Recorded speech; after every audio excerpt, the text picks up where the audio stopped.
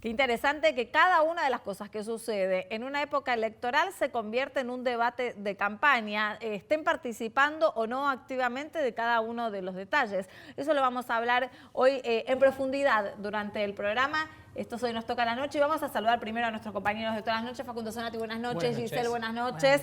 Nicolás, buenas noches.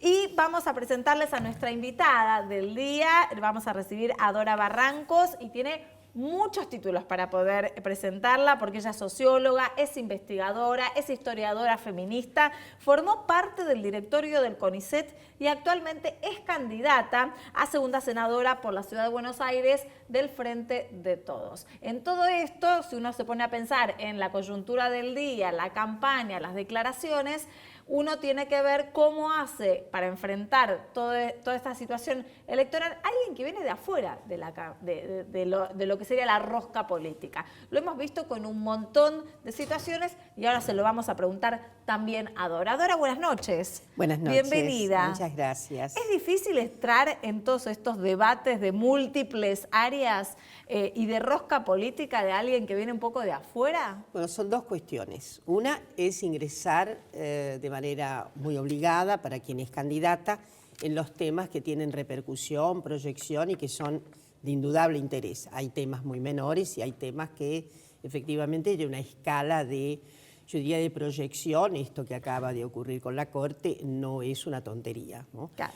La otra cuestión es lo que vos me preguntás sobre la rosca. Bueno, la rosca, debo decir que hay un precioso libro de Mariana Gené. Sí, que creo que viene esta semana al programa. Muy bien, y le voy a hacer propaganda que se llama La Rosca Política.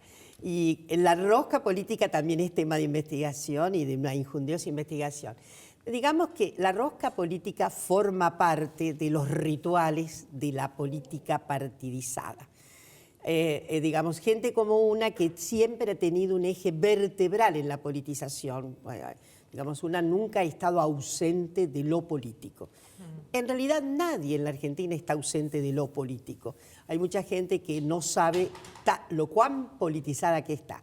Pero, por ejemplo, digo, discutir el precio de la papa es estar en tono político. Discutir el precio de alquiler es estar en modo político. De modo que lo que yo creo que vos me preguntas es, en esta circunstancia, yo estoy muy privada de la rosca política, la verdad, aunque no tiene, insisto, que no tiene nada de dañino la rosca política.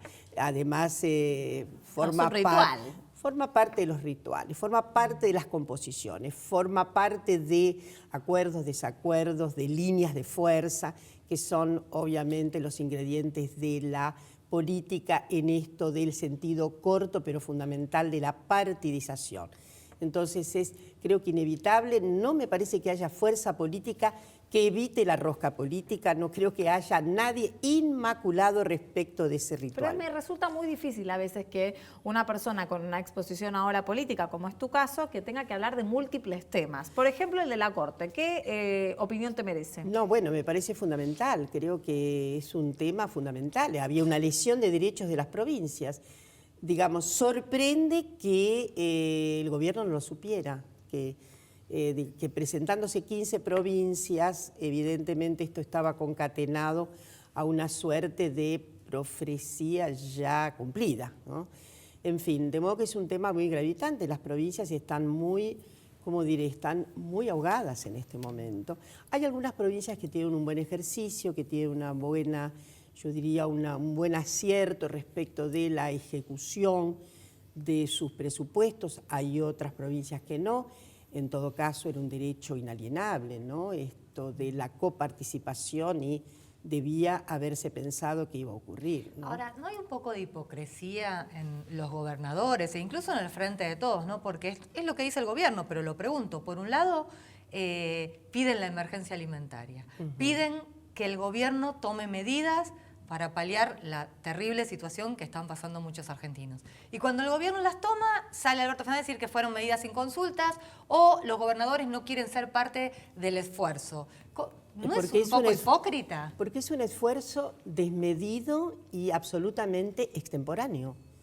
Digamos, ¿por qué las provincias van a pagar por un esfuerzo en el cual evidentemente no tuvieron responsabilidad ex ante? Evidentemente, esta es una medida además de emergencia. Pero beneficia a la gente que vive en esas provincias. Relativamente, porque si vos le quitas coparticipación a la provincia, es evidente que la provincia no puede actuar en resortes tan gravitantes como, por ejemplo, paliar la situación de dificultad que hay en este momento. Es la teoría eterna de la manta corta en la Argentina. Exactamente. ¿No? Se saca Entonces, de un lado y no se puede sí, poner del otro. era muy previsible que la reacción, y si puestas nosotras en gobernantes en esas provincias, hubiéramos hecho exactamente lo mismo. No, porque no se puede abdicar de ese derecho. La verdad es que lo que dice la Corte es que el gobierno debe paliar la circunstancia de otra manera, le tiene que devolver de otra manera a la provincia. Creo que dice. Tiene que compensar, no quiere decir que no puede hacerlo, quiere decirle que tiene que compensar ese default que va a haber. Y bueno, la situación es de gravedad enorme en este momento. Hay provincias, insisto, que tienen una situación presupuestaria más o menos solvente. Y hay otras provincias que efectivamente no tienen. Cualquiera sea el color del gobierno de esas provincias, ¿no? Sí, perdón, ¿no? Estaba escuchando atentamente. Ahora, cuando nos encontramos con un fallo de la Corte, nos encontramos con esta división en el voto, ¿no? Como si hubiera dos formas de interpretar la misma realidad.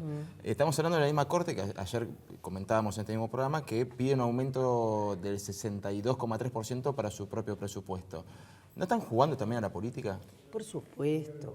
Hay algo que debemos saber, insisto en algo. Aquí nadie está exento de lo político.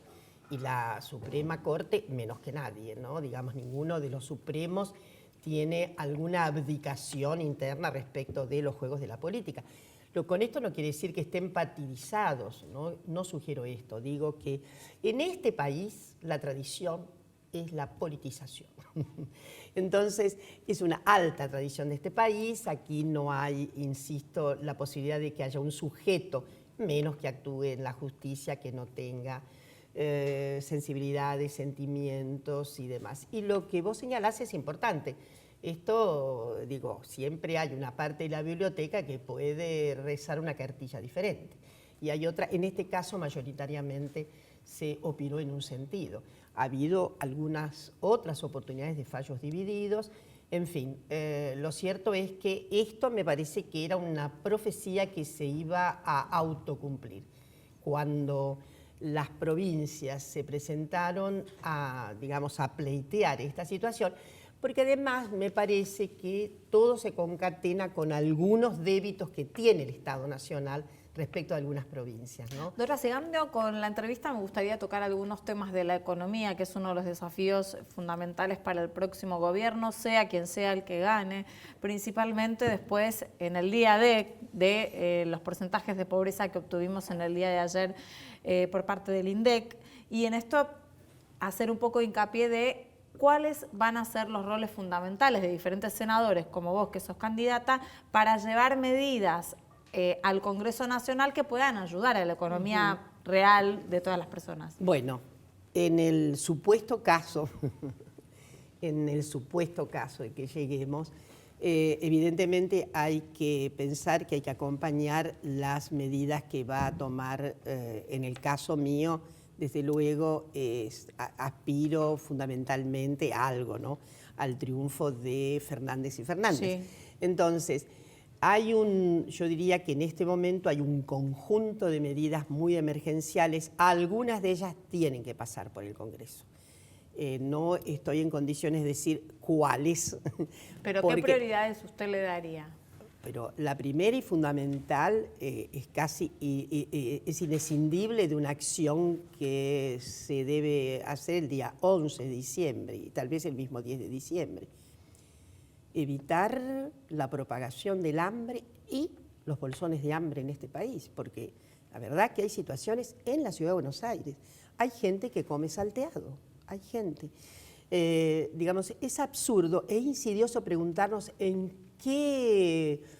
cuánto compromete desde el punto de vista proporcional a la población. Es absolutamente indecente que haya bolsones de hambre. Yo creo que la primera medida que tiene que tomar nuestro gobierno es efectivamente paliar la situación inmediatamente. Y esto significa una acción de alimentación inmediata. Esto hay que hacerlo de la misma manera que creo que los dos lazos fundamentales con los que se empeña la primera medida de nuestro gobierno debe ser el paliativo inmediato de la situación de hambre, impedir esto, y luego obviamente crear 3, 4 medidas más para, en este caso, reactivar la economía, porque la única posibilidad está en esta metáfora tan bonita que usó alguna vez Alberto Fernández, ¿no? Vamos a encender la economía. En el otro, yo diría, segmento fundamental de actuación, bueno, es cómo se va a negociar la deuda. Yo creo que son las dos urgencias del día 10 de diciembre. Y después vamos por los detalles, algunos que son fundamentales. En mi caso, hay un compromiso inexorable con todo lo que tiene que ver con la equidad de género, con la equidad distributiva respecto de las disidencias de la sexualidad. Necesitamos paliar inmediatamente el flagelo de la violencia. Vamos a entrar en ese terreno también. La violencia contra las mujeres es de emergencia y no hay en este momento una sola política preventiva. Entonces, este es un país que creció notablemente en materia punitiva. Nosotros tenemos en la Argentina, inclusive consagrado en el artículo 80, no dice femicidio, pero dice todo lo que concierne a maximización de las penas por ocasión de la muerte de alguien por razones de género. Y, en fin, y tenemos también otras previsiones pero bueno, el problema en nuestro país son políticas activas de prevención. Dora mencionó la ciudad de Buenos Aires, obviamente es la ciudad más rica del país, y en una declaración suya comentaba de alguna manera que siempre se asocia a Horacio Rodríguez Larreta con la gestión y usted lo pone en duda. ¿Qué cosas se deben implementar de alguna manera que el gobierno de la ciudad aún no realizó? Con respecto tanto a estos temas económicos como lo que acaba de mencionar. Yo creo que el déficit de nuestra ciudad, el déficit de Rodríguez Larreta es en materia de sensibilidad social. Es decir, acá hay una serie de circunstancias de dimensiones fundamentales en nuestra vida, salud pública, educación. Hay un deterioro de la educación, un gran deterioro, y hay un deterioro enorme. Ha habido una necesidad paliativa de corrección con esto de la Escuela del Futuro y demás, que es como mínimo muy comprometida la situación de cómo se va a resolver el problema de ciertas pasantías, etcétera. No hubo posibilidad de discutir tamaña reforma. Necesitamos volver sobre esto y desde luego, yo tengo un pequeño lema que dice: esta sociedad porteña necesita menos cemento y más sensibilidad.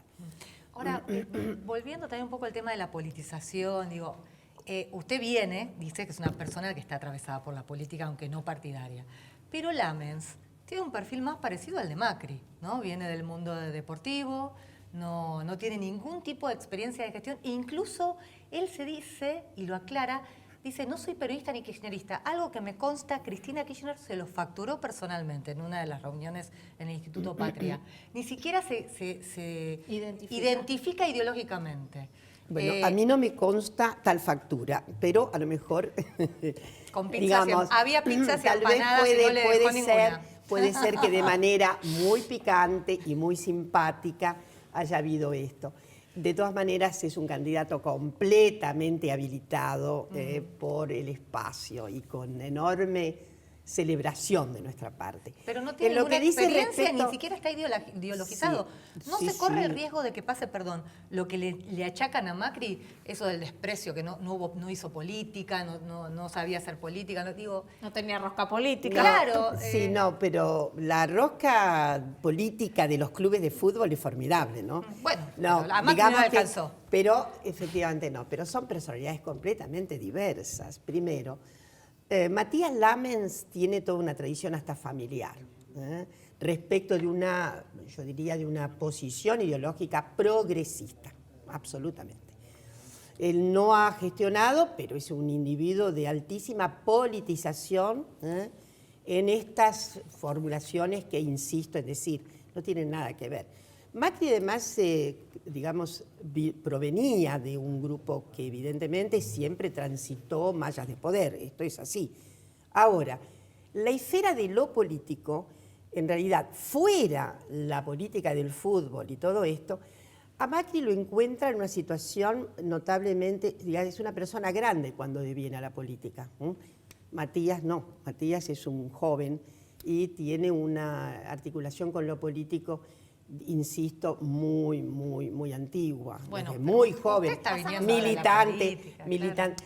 No es tan así. Vamos no a ir es tan- avanzando no porque es hay un tan montón de así. temas para tocar con vos, Dora, porque vos mencionaste también las situaciones de género, pero no quiero dejar de mencionar también la experiencia que vos venís, que tuviste en el Así CONICET. es. Quisiera ver la evaluación de estos años con respecto a eso. Quisiera saber una opinión tuya con respecto a Lino Barañao. Bueno, y un poco que nos des un panorama para poder entrar en ese terreno. ¿Ahora mismo? Claro. Bueno, comencemos por lo último. Yo no siempre he dicho lo mismo.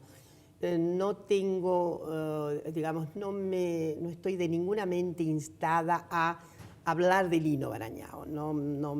Prefiero no hacerlo. Yo creo que él ¿Pero por qué? Por una razón, hasta yo diría, de respetuoso pasado común.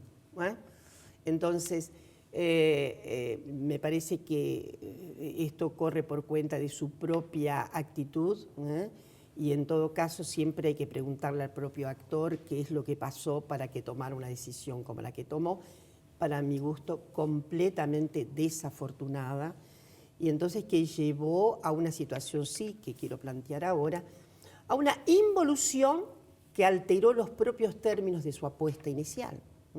Entonces esto en realidad es muy doloroso, una involución de la apuesta que se había hecho, digamos, un finiquito de un programa tan extraordinario como era Argentina Innovadora 2020, el doloroso tránsito hacia atrás respecto de los recursos para el CONICET, la involución que ha significado una caída completa del reclutamiento del personal para la investigación. Nosotros tenemos una caída con respecto al 2015 de 40, 50%. En alguna medida no ocurrió esto con lo que es el sistema de becas, debo ser justa, el sistema de becas doctorales y postdoctorales más o menos tuvo una misma previsión, pero sí una caída notable porque la línea era ascendente y nosotros sabíamos, cuando digo nosotros, me refiero al pasado de una comunidad de sentido en la que se había acertado que la Argentina iba a ir camino a una cantidad de investigadores e investigadoras que iba en el camino casi de lo que reconoce Europa. ¿Por qué creen que el gobierno de Macri no siguió en esa apuesta? No es tan complicado decir que hay dos cuestiones. Primero, a mí me gustaría decir, y ya en esto como académica, que hay una cierta tradición de gobiernos que tienen una formulación conservadora. Yo discuto mucho si esto es realmente un plano neoliberal completo. Si hubiera habido liberales, nosotros hubiéramos tenido aprobada la ley de aborto el año pasado. Entonces, me permito decir que hay algo ahí en tensión respecto de lo liberal.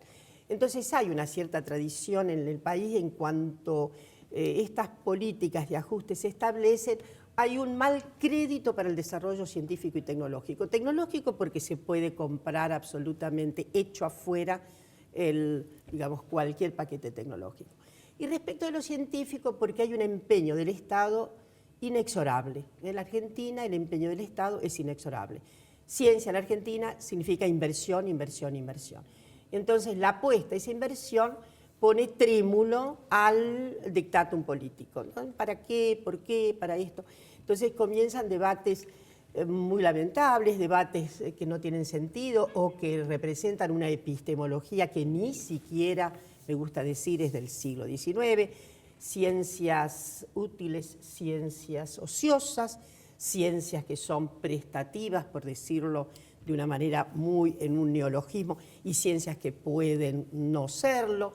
En fin, ciencia básica versus ciencia aplicada, se prefiere el pragmatismo medio esmirriado de una cierta aplicabilidad. Bueno, la verdad que un país sin ciencia básica desarrollada no puede sostener tampoco ciencia aplicada. Esto es elemental y quiero decir algo más. Un país como Francia tiene hoy día alrededor de 600.000 personas que tienen una ocupación en la ciencia o en la periciencia, tecnología también, ¿no? Se imaginan ustedes. Por eso es que Francia tiene una participación en la PEA de investigadores y de gente que hace ciencia altísima. Lo mismo pasa en España. En España debe haber hoy alrededor de 400.000 personas que están ocupadas en la ciencia, la tecnología y demás. ¿Y en la Argentina?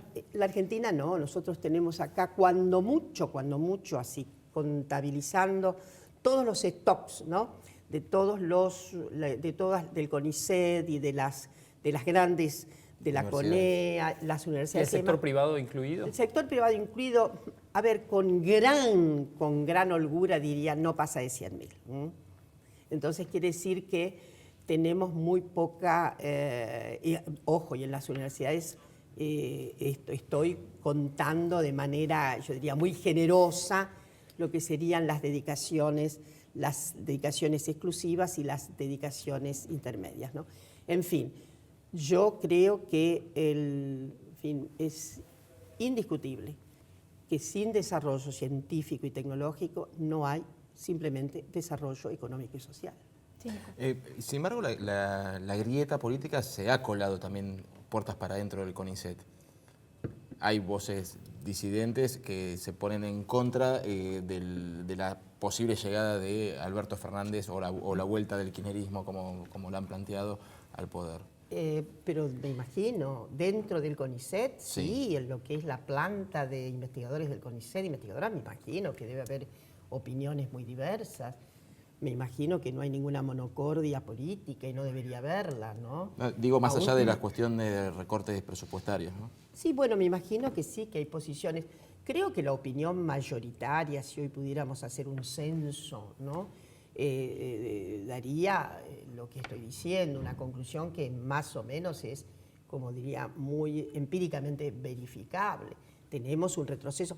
En realidad, el presupuesto de este año del CONICET, el presupuesto que tiene este año el CONICET, es, en valores constantes, si pudiéramos imaginar, el del 2015-2016. ¿Se imaginan ustedes? Entonces, esto es indiscutible. Por supuesto que en términos nominales podemos ver una cierta progresión, pero la cuestión nuestra no es evidentemente sino trabajar con reglas mucho más afinadas de comparación, si no, Claro. no podríamos comparar, imagínense. Entonces, yo creo que sí, que puede haber disensos y me parece que es fundamental que los tengamos, aún porque si hay algo que pasó en los años anteriores de gran desarrollo, de gran reclutamiento, ustedes se imaginan que en el 2002 calculo que éramos en la Argentina 3.300, 3.000 por ahí investigadores. Y al finalizar el 2015 ya había casi 10.000, ¿no? Es una progresión expansiva enorme. Y me parece que justamente los términos de expansión de la ciencia y la técnica en este país significaron la anuencia para que el doctor Lino Barañao siguiera en el ministerio. Claro. Es Bueno, una en eso me das- prueba empírica e irrefutable. ¿Por qué? Porque efectivamente era, digamos, había un gran asentimiento, cualquiera fuera la opinión, Una política continua. El desarrollo. del claro, de que la desarrollo política científico y continúe. tecnológico. Una cortita antes de despedirnos. ¿Cómo no? Si te ofrecen el Ministerio de Desarrollo de Ciencia y Tecnología, ¿lo aceptás? No, es imposible que me lo ofrezcan desde ya. ¿Por qué? No, primero porque hay excelentes candidaturas, femeninas y masculinas. ¿Ya hay un nombre ahí en danza? Creo que hay varios Bueno, nombres ¿cómo cuáles? y nombras. No puedo decir eso y todo Pero sugiere, un todo nombre, sugiere Dora. un No te poco, escucha nadie. Un un adelanto. un poco de sensatez en el living. No, hay nombres que tenemos hay algún nombre que me parece que es muy, muy consagrado, hay algunos nombres que, bueno, que podremos discutir espero que la elección sea la elección del nombre. ¿Pero cuál es? No voy a decir nada. Además, no quiere decir no. en quién está pensando Alberto Fernández para el Ministerio de Ciencia y Tecnología. No he hablado con Alberto Fernández, pero... ¿Pero tu voto es para? No, mi voto... No puedo decirlo porque sería... A ver, si yo quiero provocar una caída de mi candidato, tendría que... Muchas gracias por estar con nosotros. Al contrario. Muchas gracias de verdad y bueno, éxitos en la campaña, Bueno, en esta muchas nueva gracias. etapa, ¿no? Con la Muchas política. gracias. Vamos a un corte, enseguida regresamos.